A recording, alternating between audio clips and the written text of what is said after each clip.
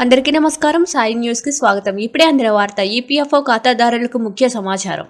ఉద్యోగుల భవిష్య నిధి సంస్థ ఈపీఎఫ్లో సభ్యత్వం గడిచిన ఆర్థిక సంవత్సరంలో గణనీయంగా పెరిగింది. ఉద్యోగులకు చందా కట్టే కంపెనీల సంఖ్య 6.6% మేర పెరిగింది. దీంతో వీటి మొత్తం సంఖ్య 7.66 లక్షలకు చేరింది.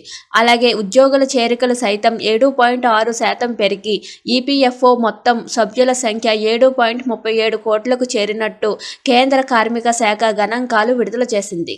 2023-2024 ఆర్థిక సంవత్సరానికి సంబంధించిన నివేదికను ఈ నెల 8వ జరిగిన ఈపీఎఫ్ఓలో సెంట్రల్ బోర్డు ఎగ్జిక్యూటివ్ కమిటీ 109వ సమావేశం పరిగణలోకి తీసుకున్నట్లు కేంద్ర కార్మిక శాఖ తెలిపింది.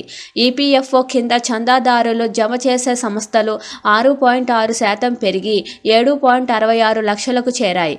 చందాదారులు జమ చేసే సభ్యులు 7.6% పెరిగి 7.37 కోట్లుగా ఉన్నారు. మొత్తం 4.45 కోట్ల క్లెయిమ్స్లకు పరిష్కారం లభించింది. 2022-2023లో ఇవి 4.13 కోట్లుగా ఉన్నాయి.